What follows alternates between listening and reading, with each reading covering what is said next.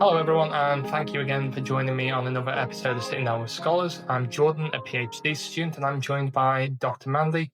And to start us off, Andy, can you tell us a bit more about your career in research thus far? Yeah, sure. So I was originally an educator. So I got my PhD in educational leadership in 2023. And then I will talk a little bit more about it in a minute, but I ended up moving from the US to the UK. In my area, there wasn't a lot of educational research. So I ended up swerving into social care. So currently, I research in topics of social care and healthcare for basically helping local communities better their services, specifically around complex care. So, people who have multiple needs and have to use multiple services. Also, early intervention. So, preventative measures to mitigate the need for more extreme measures in the future. So, there's a fair few things to unpack there. So, first of all, it's interesting. Obviously, I know you talk a lot about the US UK change and particularly the transition you've had, which I'm sure we'll pick up later. But the main thing is, what does educational leadership look like then? Because for a lot of people, particularly in the UK, they might be thinking, oh, so training to be a head teacher or training to be a professor. What does leadership in education look like from a research and So, like in my context, I was a educator in a secondary school, and then I was promoted to be an assistant director. So, I was managing multiple campuses, and so part of why I went for like that leadership aspect of education is because I really wanted to understand leadership strategies, specifically around neurodivergent students. And so I think that the specificity of leadership in terms of a PhD is kind of vague. You can probably be a professor or a leader, maybe a university institution. But in my case, it was specifically being the leader of a secondary school. sure. So by the sounds of it, it's more structural and institutional leadership over curriculum design leadership. So I'm only going with coincidentally, we have similar PhDs. My PhD's focused is in biology education. So more pedagogic focus by the sounds of it. But it's interesting to see the contrast with how broad education research can be as well. Definitely. I think that in my program, I felt that there's a touch on a lot of different aspects, the pedagogical side, the higher education side, the curriculum design side. I wouldn't say that mine focused specifically on any one aspect, but it gave me a lot of room to pursue what I specifically wanted to. So I think it was a really good program in that sense. I know the university that I attended had more specific for people that wanted to be some director of a university or something like that. But I think that kind of more broader program really fit for me. From that, and just to help people listening who are thinking about pursuing PhDs, or academia, or research generally, is by the sounds of it, it's very much program led. So various classes, various routes that you can pursue, as well as what will be your underlying thesis that you focused on. But whereas my research experience was entirely project focused, so I did research from start to finish. The classes in the UK are more sessional. They're short courses. They aren't really the equivalent of what sounds like, I'd imagine, more modular type of design for grad school in your experience. So that I think maybe it's probably more relevant in the US, but that's a really good point that you point out because I have noticed that some PhD programs you go in, you propose the topic, the idea as you go into it. But I think maybe more prevalent, not necessarily exclusively, because I know this happens in the US as well, but it might be more relevant in the US that you go into a program and you do like that more modular coursework first. And then you'll enter a phase where you're exclusively focusing on developing your topic and writing the dissertation and understanding how to develop methodology and stuff like that. So it's definitely something that I've thought, since I've learned more about the PhD process in the UK, I've definitely toggled back and forth of whether I would have rather gone in knowing with that topic or stayed in my path. And I think overall I would have probably stayed in my path because I didn't really have a lot of preconceived ideas or understandings of what research entailed before I went into it. So it's definitely very interesting differences, but I think that I'm comfortable in the path that I took. It's interesting because, like you say, as well, equally thinking from how you're describing, not even within the UK, I know for a fact there are doctoral schools or doctoral training programs which follow a more US model, and that similar to, I suppose the easiest way to think of explaining it is when someone's applying for a PhD, they are a fantastic candidate. They know they want to go to this school. They apply for it like a job, and basically the research team that they work with in this doctoral training will eventually give them a topic that they want to pursue, and it helps them from a developmental point of view. Whereas the other side of that is if you're like me, you find a topic that you're really interested in and you hop onto that, or if you're like other people, I know we both mutually know Ira, who's proposing his own research topic and finding various people who will hopefully support that and the grants that will then support that application, which is more similar to, I would say, fellowships traditionally. But just some examples to give people a bit of a flavor for that little nugget of academia. But outside of that, so what drove you to the pivot that you've had there into more social care and that type of area? Because I imagine as well, there's must be a sharp contrast between. I know people hyperfixate on US UK in terms of healthcare, but we don't normally talk about social care as a difference as well, and how what that pivot would look like from your perspective. It's been really interesting. Honestly, I think I fell into it quite randomly because I just really wanted a job in research and I was just applying for things that were I vaguely was qualified for. So getting into social care though has been really interesting because I've found a lot of parallels between education and social care in terms of really that they're just helping people. A lot of what I did as an educator is not just simply teaching, but it is like finding resources for that student. If are they eating at the end of the night? How do I find a way for them to get a meal? How do I find therapy services for them? So a lot of what I did as an educator and a lot of what I see social practitioners that I work with are very similar. And I think that social care, even though I was really passionate and I got into research because of education and I wanted to research in education, social care has really opened up this even bigger world for me in terms of my goals and purposes. Because at the end of the day, I wanted to research in education to help neurodivergent students. But in social care, I can help neurodivergent people in their communities. And not only that, but facilitate equity and accessibility and diversity in research through my research processes within the social care system. And those people see that and can translate it through their practice as well. So it's been wild, but it's been a really cool journey. And I think that I've ended up right where I needed to be. So it sounds really cool, but one of the things is to give people a bit of a window into what the post academic, or not post academic, because like you say, you're still researching, but the post traditional university focus.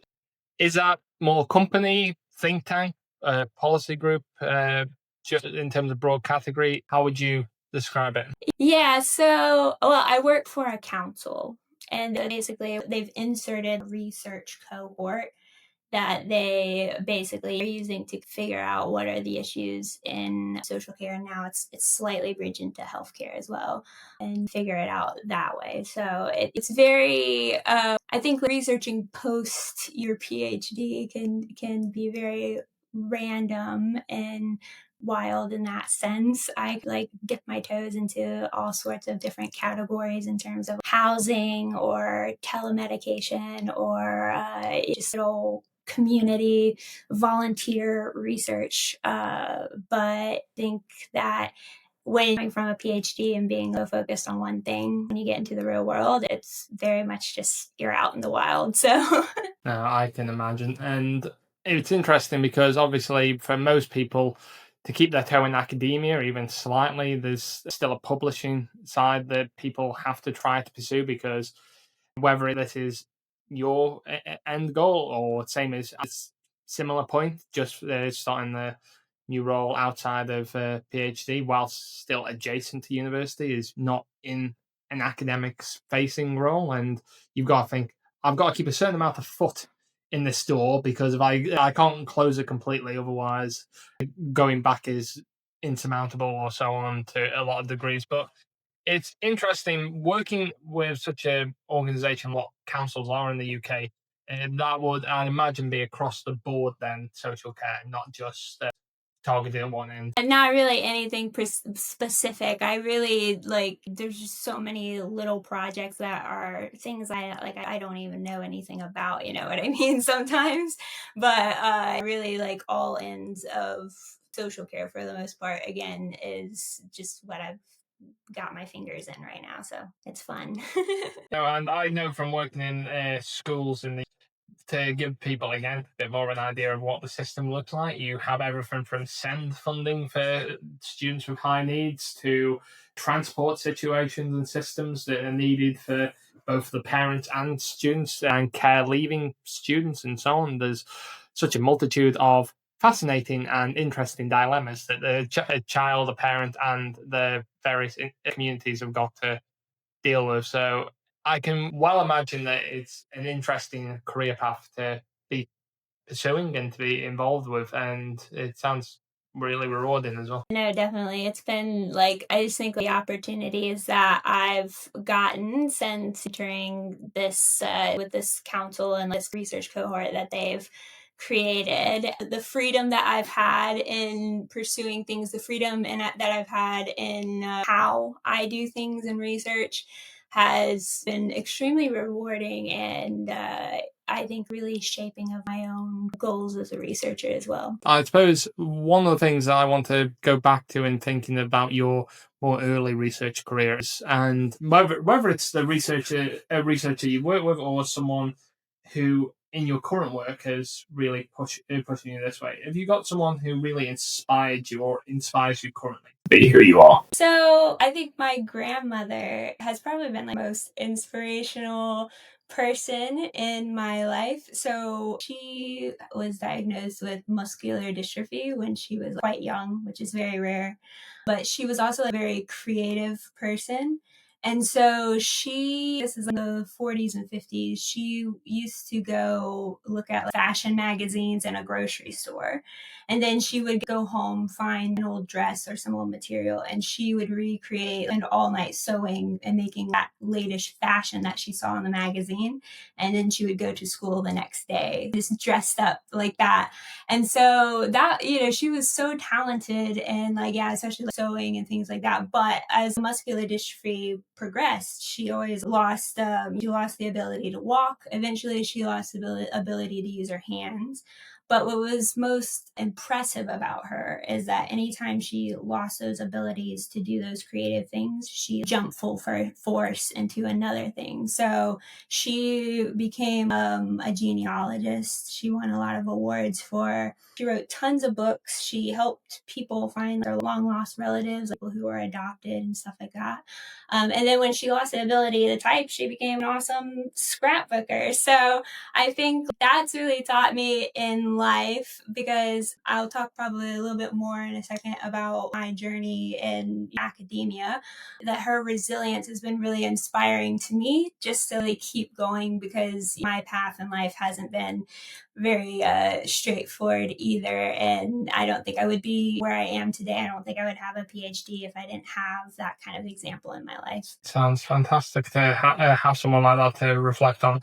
And I suppose this, thinking about your academic journey, what does your roadmap look like? And to you, if you're imagining the drive that you've taken, what does that look like? Well, it's been wild because I have a very highly academic family. All of my immediate family members are doctors. But growing up As a kid, I didn't think that I was very compared to them. And so now I know it's because I was diagnosed with ADHD this past year. So now I know that I was just living in a world that wasn't made for people that think like me. However, I've spent a lot of my life really feeling I wasn't intelligent, that I couldn't really do the things that I saw my family members doing. And really, to be completely honest, a lot of my academic journey was just me trying to keep up, just prove that even though I'm not that smart, I could still get a degree. And so when I got into my bachelor's program, I never really had any intention of being a researcher or anything like that. And when I got my bachelor program, I dropped out of uni for a while, came back, finally finished it. Same with the master's degree. I dropped out of uni for a while, came back, finished it. But when I became a teacher and again, started teaching neurodivergent students for the first time, I started to realize that a lot of the struggles that they were going through in their education were the same struggles that I used to have. So that not only taught me about my own neurodivergence, but that's what inspired me to get into research because I wanted to set the standards for leaders in education to really think about how curriculum can be equitable and accessible to lots of thinkers and really start to change the standard of how we teach things. So that's how I got into the PhD. Again, I didn't think that I was going to get into a program. I just applied and I was like, oh my God, I got in. So when I got into it, I didn't think I was going to be really good. I thought 100% I was probably going to drop out, but I just wanted to do it again because I was comparing myself to other people in my family. But ironically, as I figured out more about my potential neurodivergence, and I figured out more about the structure of research. The coursework and stuff that I went through was very modular, very structured, and it ended up becoming a really good kind of brainwave for the way that I think with ADHD. And I found a lot of success for the first time in academics in my PhD program, which is really wild to me. But that's really where I started to find a lot of confidence in my intellect and find a lot of confidence in just like myself and my research. And I think that now that I've seen how other people also might struggle in academia and their PhD programs, especially, that's what really drives me to continue talking about academia, especially in a neurodivergent perspective, and opening up the conversation to people to know that it's okay to struggle. It's okay to think differently, but there's probably all of these other people out here that are also struggling, and we can't compare ourselves. We can't compare our journeys between each other because at the end of the day, we're all on our same journey and we're all just trying to get the dang thing done. So, like you say, I think it's the whole thing that people have to view the whole cliche of it's not the destination, it's the journey. But equally, different people have carbon and poor analogy, better vehicles, worse vehicles, more accurate sat navs and routing systems, more resources. Maybe some people have access to a toll road. Who knows where they can take a shortcut, and it's things like that that there is an inequality that's inbuilt into the education system where we lose some people who could be our next generation of thinkers because they're told from that point that they think in the wrong way, do the wrong thing, or that they aren't cut out for it. And that, I've said before about PhD specifically, but most of the time when people think it's the talent or the intellect that you have, and a lot of times it's persistence, curiosity.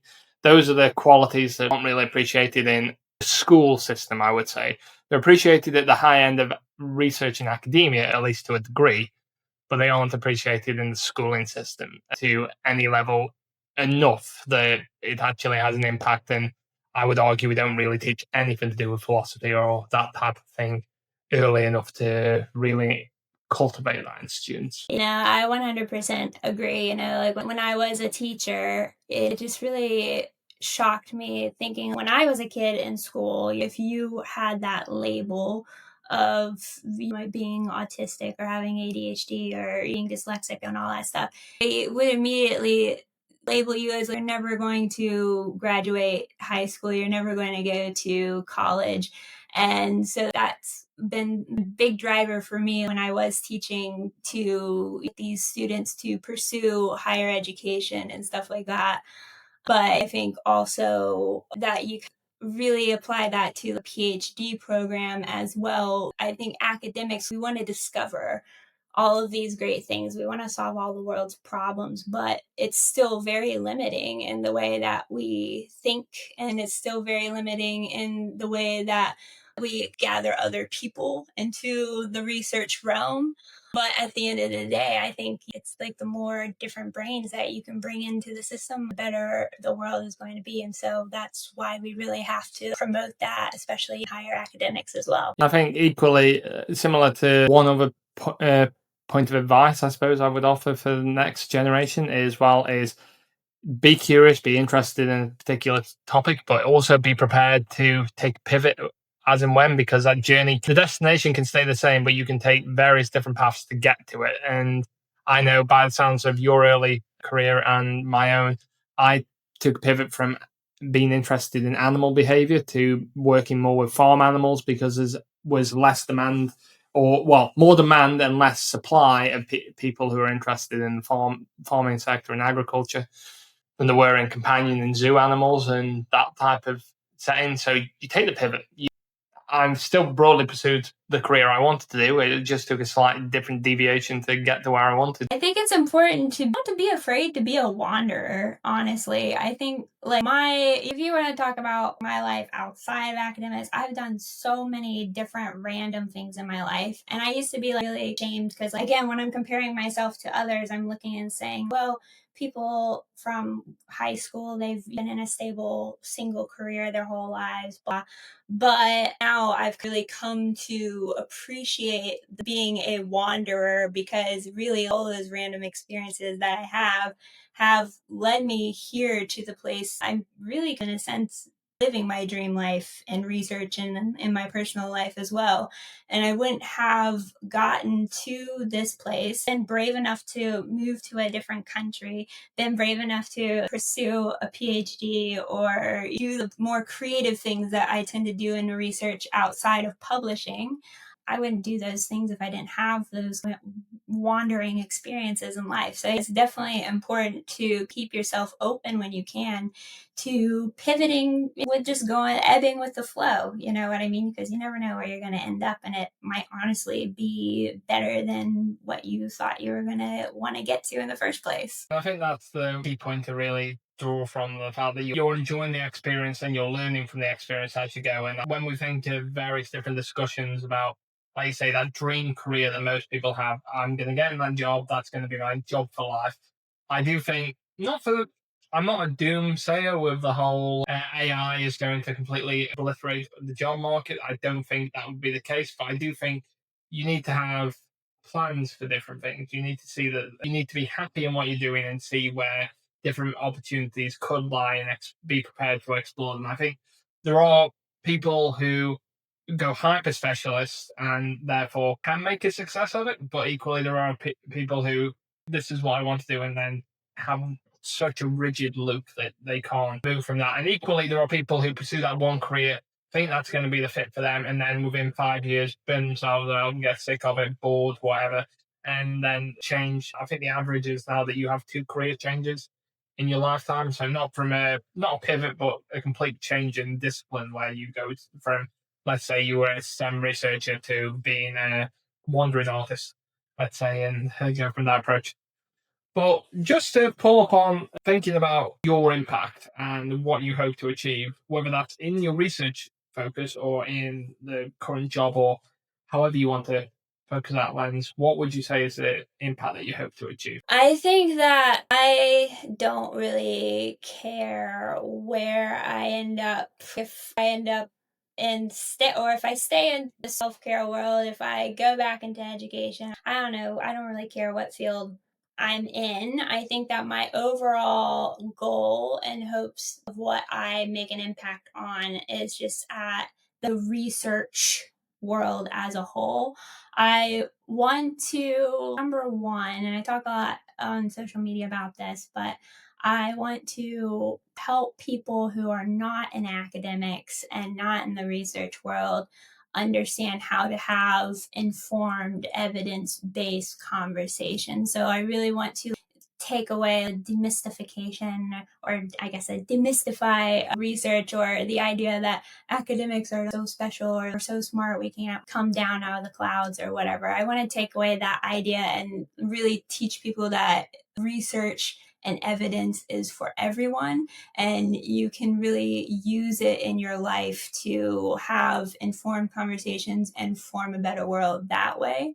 And two, I want to be a pioneer for the future of research. When you touched on a second ago with AI and stuff like that, the kids of today, they're digital natives, and they're AI users. They're people who are learning from shorter and shorter forms of information. And that's not something that we can stop.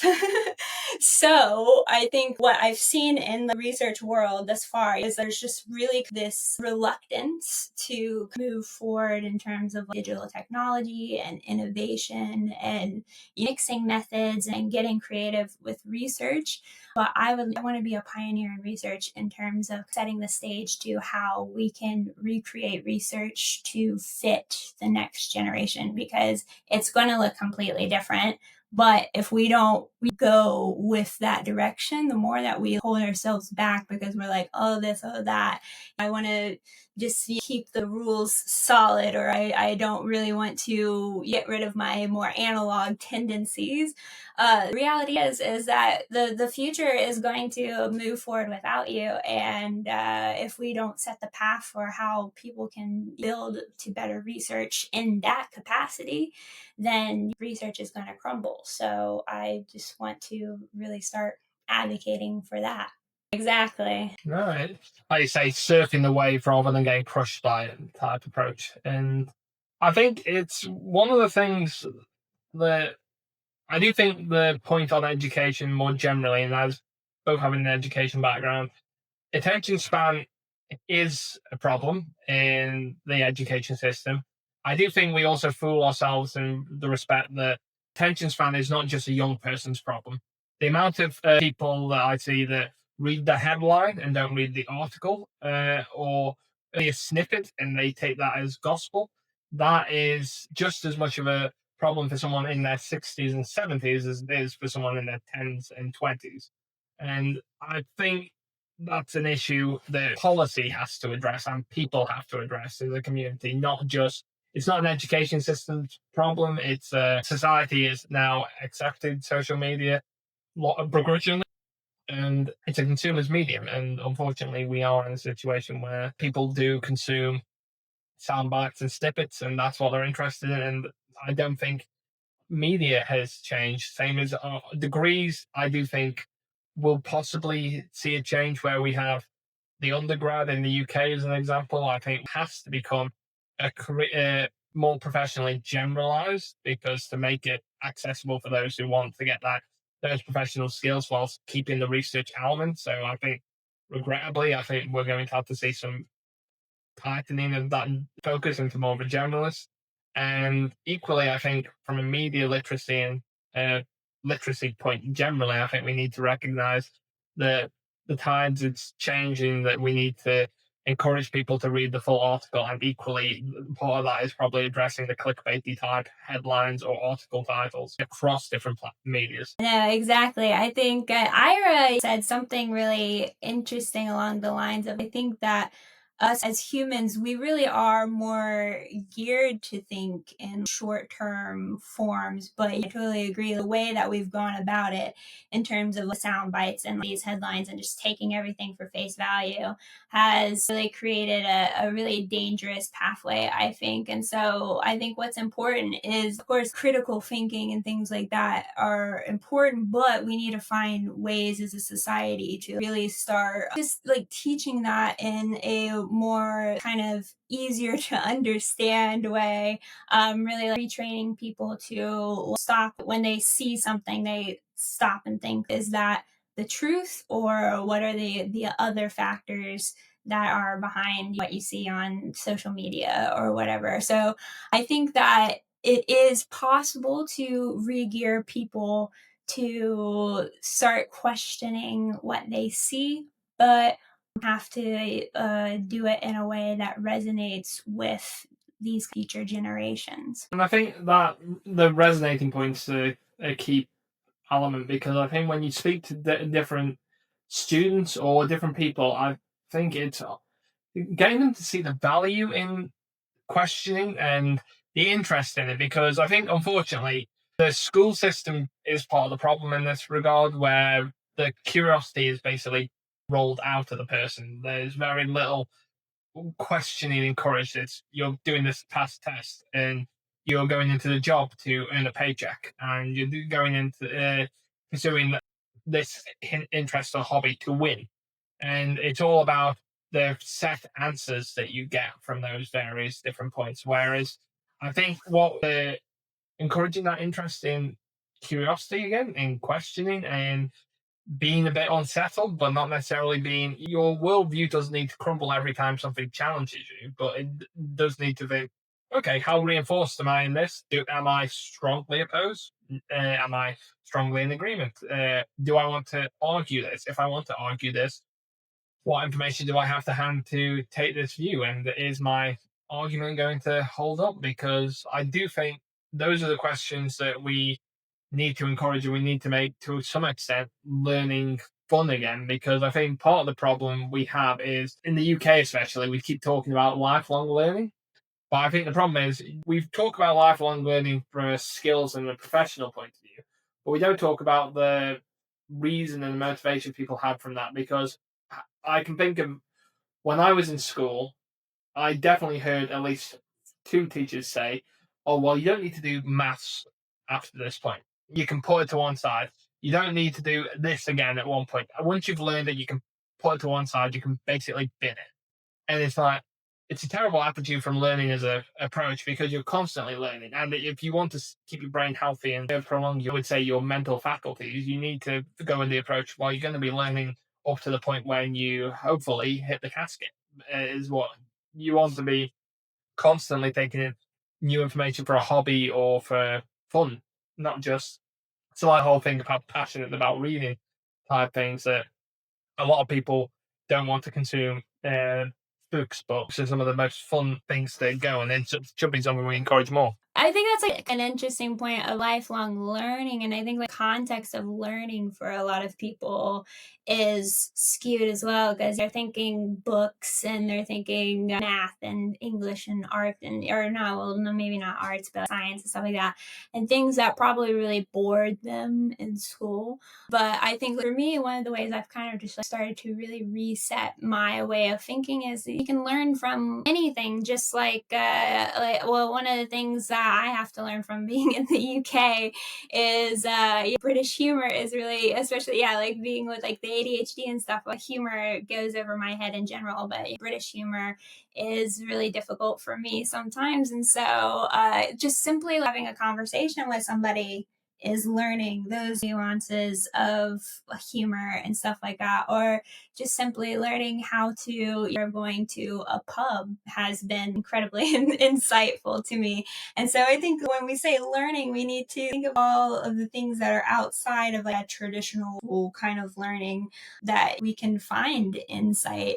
And from an American perspective, I think one of the things that you might or might not have noticed is Americans tend to be very full stop when it comes to opposition or differences of opinions and things like that, or exploring beyond what they see or what they hear. And so I think that really needs to start to change, to go from full stop. And I used to be like that as well, because that's what I've just learned being in that American realm. Is that if somebody says something that's different from you, you're like, no, too bad, go away. But I think questioning and opening yourself up to really thinking about the other person's perspective and how they've come to their conclusions can also be a really powerful tool to lifelong learning in this world. I think it takes me to a point. So this was a comment that came up on one of the videos. Admittedly, tends to come from more, I do find it's more YouTube that tends to have these type of comments, where you have someone that comes across their short, they make a flipping statement at one point, and it will be something along the lines of, but biology doesn't change, science hasn't done this or whatever. And it's, as someone who's worked in biology and researched into it, biology at its fundamentals doesn't necessarily mean it's shifted completely. However, what it does mean is we know more about it. We have there's more nuance to it.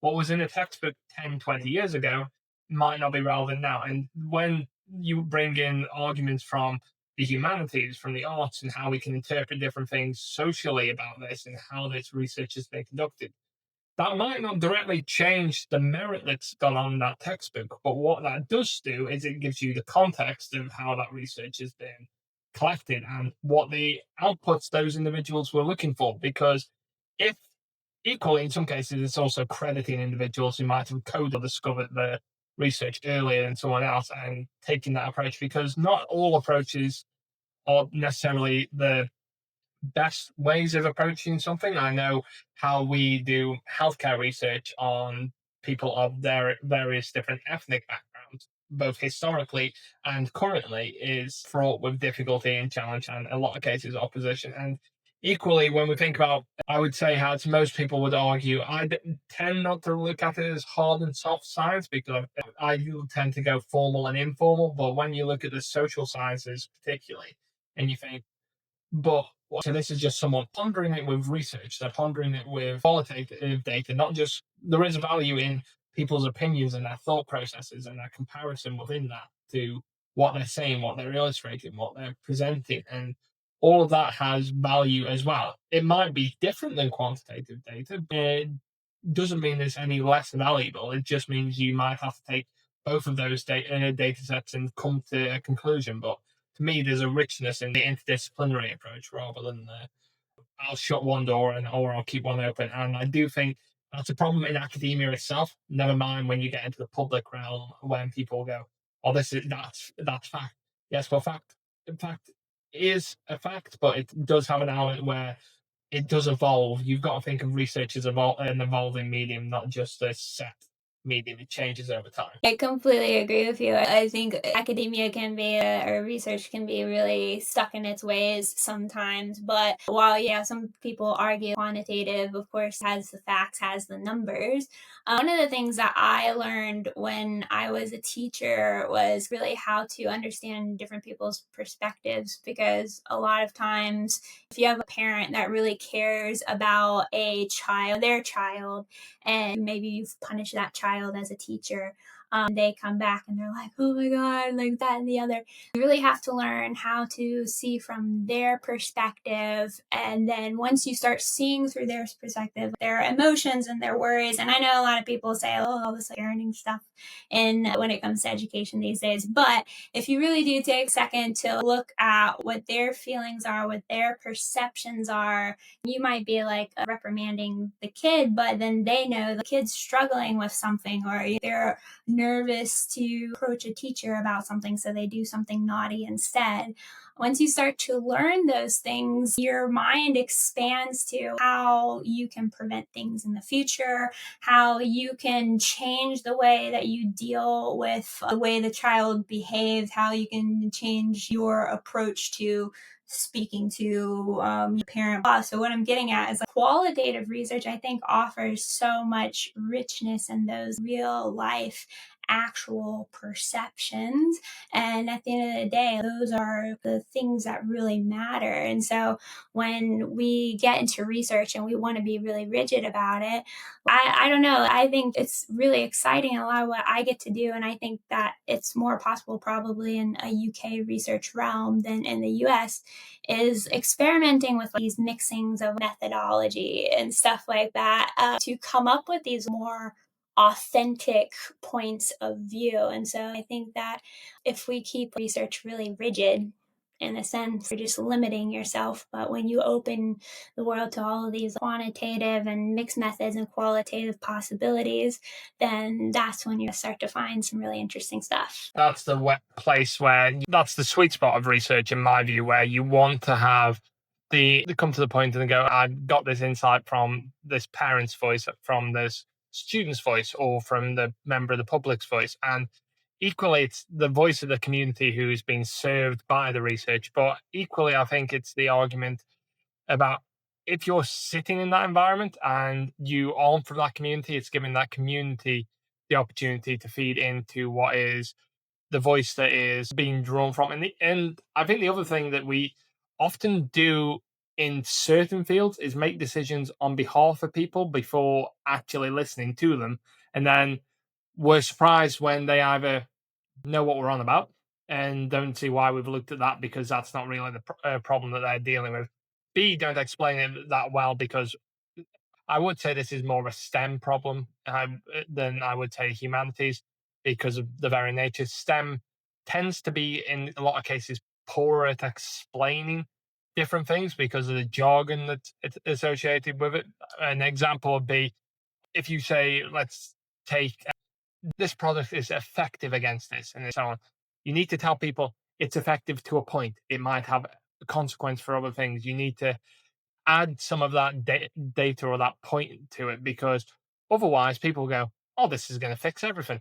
And they don't necessarily feel that connection. And admittedly, some of that is the responsibility on the individual who's experiencing that to take a bit of that ownership and bring that forward. But research does hold a responsibility to serve the people. And I would say the same for the point with the teaching side. When you're talking to a lot of students, the amount of individual voices are in there, but equally, when that student leaves the classroom, from a parent guardian point of view, you've got to be, it's not just child comes home.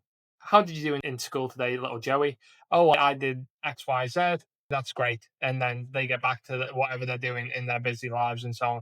It's if they've had an experience at school, good, bad, or indifferent, and they want to make sense of it, you're the person who helps them to make sense of it. And we've shifted more, I would say, full circle because of a lot of times on parents' time, but it's now school is so much more than what school was originally intended for. It sometimes doesn't meet all the needs that it's intended to do, but in a lot of cases, it's childcare, it's social care, it's various different points of that, and it's parenting in some cases the child, and in some cases the parents can feel like they're educating their child, and the two have somehow managed to muddy the waters of what parenting and schooling should look like.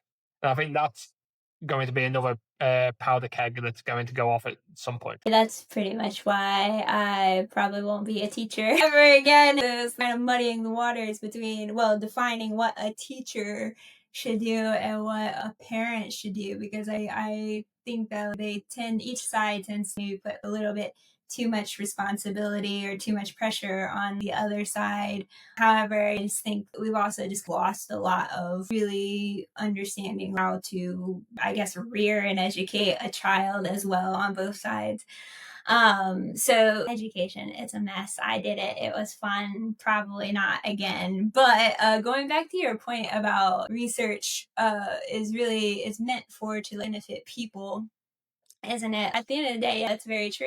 It's meant to benefit humanity. But if we're creating research that, yeah, it's highly jargon, has all of these numbers and figures and weird tables and stuff in it, the people don't understand how to do that. And so, while one thing that's really been important to me, pretty much all the research I do is co designed research, which for listeners that might not be familiar with that is just basically you design the research with people in the community that have the lived experience.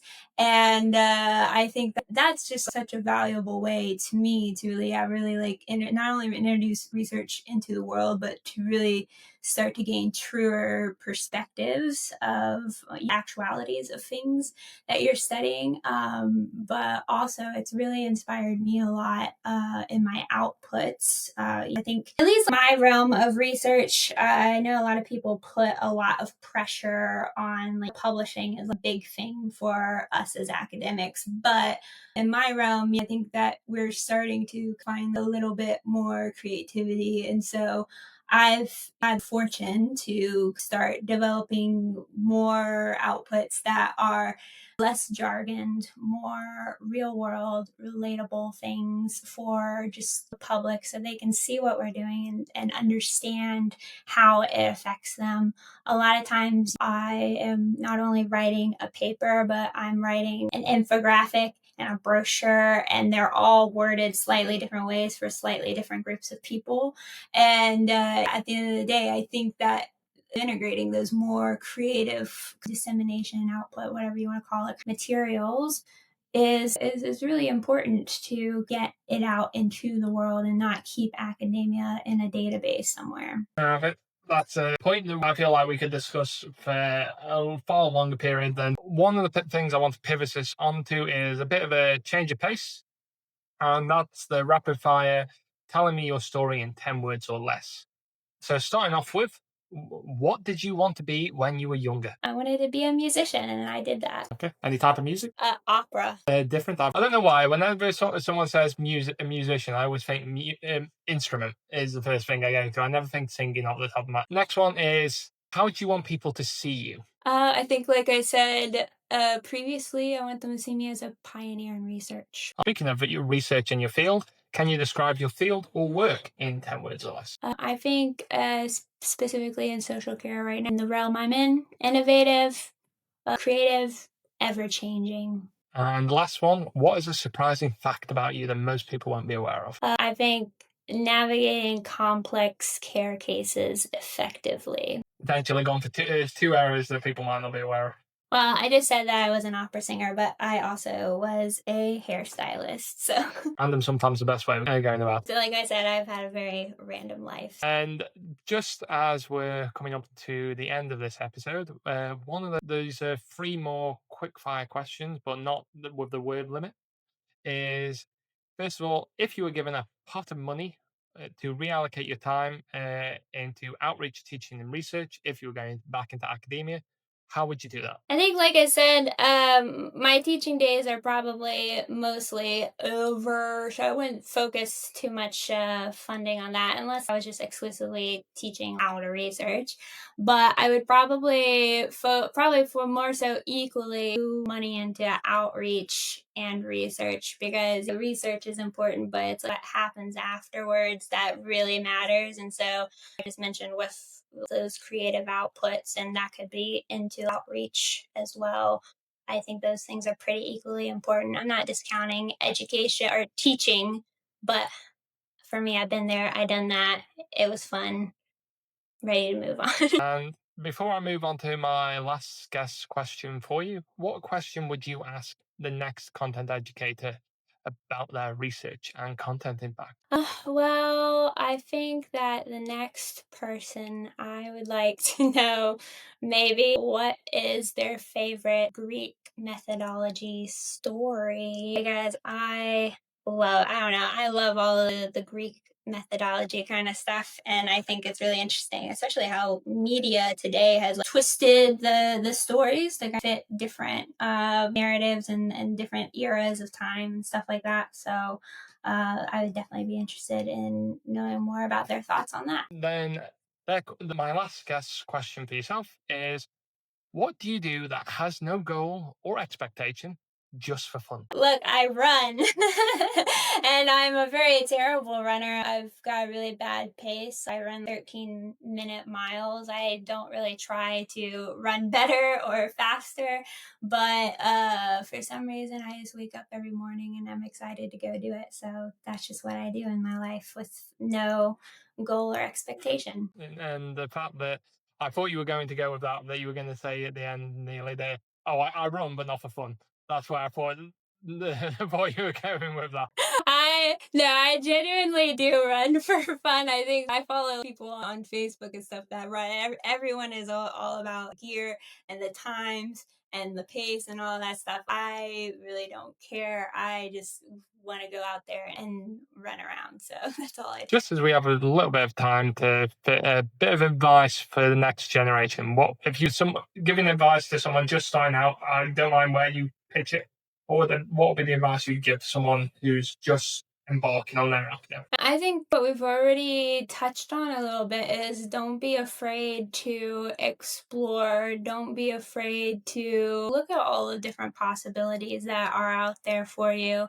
I always tell people that if you want to especially build a career in research, just start saying yes to things. Go to meetings that are outside of your field. Go look for workshops that you might not necessarily be interested in, and explore a lot of different things, because not only is that going to develop your skills in a lot of different things and make you more marketable, but at the end of the day, you never know where you're going to end up. And if you try to stay on the straight and narrow path that you have designed for you, then you're probably just going to get more frustrated, more burnt out with yourself quickly than if you have a lot more possibilities in front of you. And that's excellent advice to go by. And just to end, Mandy, if someone wants to follow along more for your academic journey or to see more of your content, how can they find you? And So I am on TikTok. It's at Life with Doctor. Doctor is just Dr. Mandie is Mandie. You can also find my podcast where I just explain different concepts and aspects of research for PhD students. You can find it anywhere. It's called Dr. Mandie Unedited. And then if you need some academic coaching or editing help, you can find me at drmandieedits.com. okay, thank you very much. And thank you again for joining me on this episode of St. Noah's Scholars. All right. Well, it was a pleasure. Thank you for having me.